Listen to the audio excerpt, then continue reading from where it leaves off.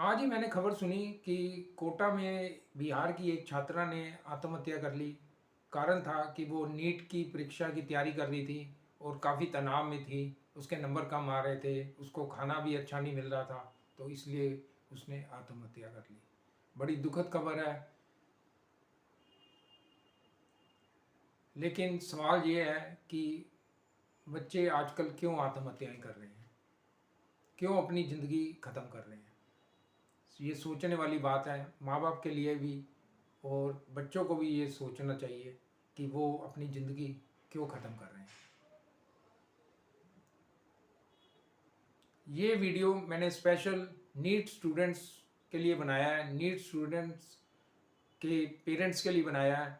और इस वीडियो को मैं पेरेंट्स से दरख्वास्त करूँगा कि इसको अपने बच्चों को ज़रूर शेयर करें, क्योंकि उनके लिए एक ज़रूरी संदेश है। मैं अपना एक अनुभव शेयर करूँगा जिससे शायद उनको इस बात की समझ आए कि आत्महत्या क्यों नहीं करनी चाहिए और क्यों आत्महत्या करना बहुत बड़ी भूल है। कोटा में क्या हुआ, पिछले एक साल के अंदर 15 बच्चों ने सुसाइड की है। और नीट के ही स्टूडेंट्स थे, क्योंकि वहाँ पे नीट के बच्चे तैयारी करने के लिए जाते हैं। और इतने अधिक स्टूडेंट्स ने सुसाइड किया, उसका कारण क्या है? कारण है तनाव। बच्चे बहुत ज़्यादा तनाव में जी रहे हैं। वो सोचते हैं कि हम इतनी तैयारी कर रहे हैं, एमबीबीएस के लिए एंट्रेंस दे रहे हैं और हमारा सिलेक्शन नहीं हो रहा, मार्क्स नहीं मिल रहे, तो क्या लाइफ का क्या फ़ायदा। और वो अपनी जान दे देते हैं।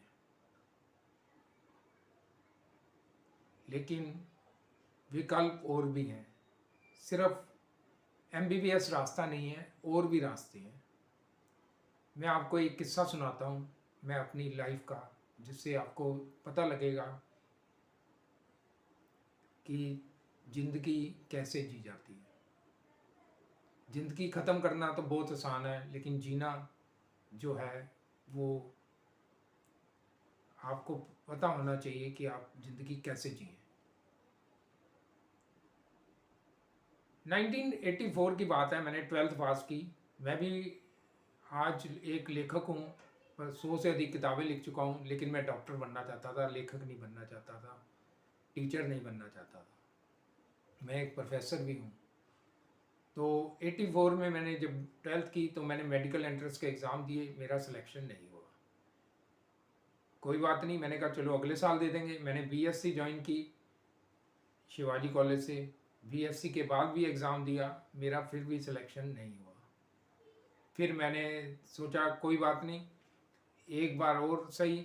मैंने बीएससी फर्स्ट ईयर ड्रॉप कर दिया और एक साल कड़ी मेहनत की, कोचिंग भी ज्वाइन की और पूरी लग के तैयारी की। तो फिर एग्ज़ाम दिया तीसरे साल। लेकिन अफसोस की बात, तीसरे साल भी मेरा सिलेक्शन नहीं हुआ। मैं इतना निराश हो गया, इतना निराश हो गया, मुझे लगा कि लाइफ जैसे ख़त्म हो गई है।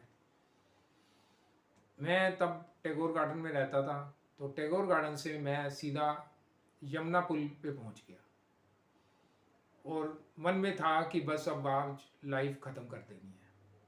ये जो किस्सा है, ये मैं आपके साथ ही शेयर कर रहा हूँ। अभी तक मैंने कभी किसी के साथ शेयर नहीं किया, लेकिन इसलिए शेयर कर रहा हूँ कि शायद ये जो बढ़ती हुई आत्महत्याएं की घटनाएं, इससे कम हो जाएं, लोगों को कुछ पता लगे, बच्चे भी समझें इस बात को।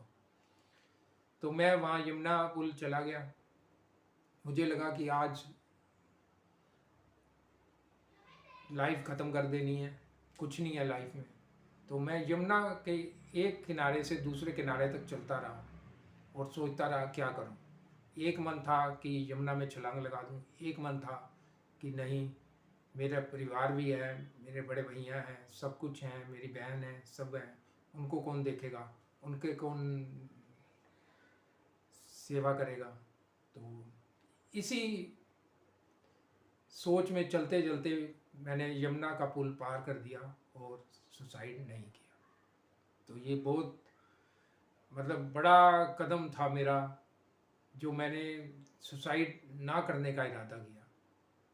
अगर मैं सुसाइड कर लिया होता मैंने तो मेरे परिवार को कौन देखता। उसके बाद नहीं, वो ये तो 87 की बात है। फिर 1998 में तो मेरे बड़े भैया की भी डेथ हो गई, फिर फादर की भी डेथ हो गई, मदर की भी डेथ हो गई। तो मेरे परिवार को कौन दिखता, मेरे बहन को, मेरे भांजे भांजियों को, उनको क्या दिखता। मैंने शादी भी नहीं की और अपने परिवार की सेवा में लग गया। तो जब मेरा सिलेक्शन नहीं हुआ तो फिर बड़े भैया ने 86 में मुझे कहा कि तुम कंप्यूटर कोर्स कर ले। उन्होंने मुझे कंप्यूटर कोर्स में एडमिशन दिला दिया। तो ये था एक चेंज, ये बहुत बड़ा काम किया था मेरे बड़े भैया ने। मैं कंप्यूटर कोर्स ज्वाइन कर लिया और कंप्यूटर की तैयारी करने लग पड़ा अपने, और सोचा कि एक विकल्प मिल गया है, एक रास्ता मिल गया। लेकिन मन में इच्छा तो थी डॉक्टर बनने की, और ये ऐसी इच्छा थी कि मुझे लगा कि कोई बात नहीं, मैं आगे अगले साल फिर दे दूंगा। और इस तरह मैं एग्ज़ाम देता रहा। आप विश्वास नहीं करेंगे, मेडिकल एंट्रेंस एग्ज़ाम मैंने 17 साल तक लगातार देता रहा। 17 साल तक दिल्ली यूनिवर्सिटी के एग्ज़ाम देता रहा, लेकिन मेरा सिलेक्शन नहीं हुआ। नहीं सिलेक्शन होने की वजह मुझे लगा कि जो करप्शन है, जो रिश्वतखोरी है, जिसकी वजह से बच्चों के एडमिशन हो जाते हैं और जो अच्छे सिलेक्टेड जो बच्चे हैं, जो टैलेंटेड बच्चे हैं, वो रह जाते हैं पीछे, ये वजह थी। तो करप्शन की बात तो फिर कभी करूँगा।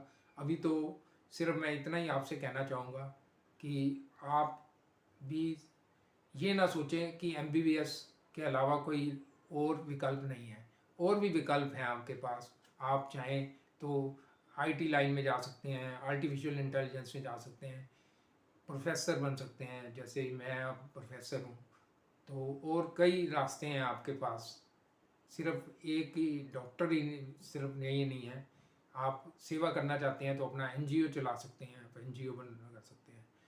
तो लेकिन सुसाइड कभी ना करिए।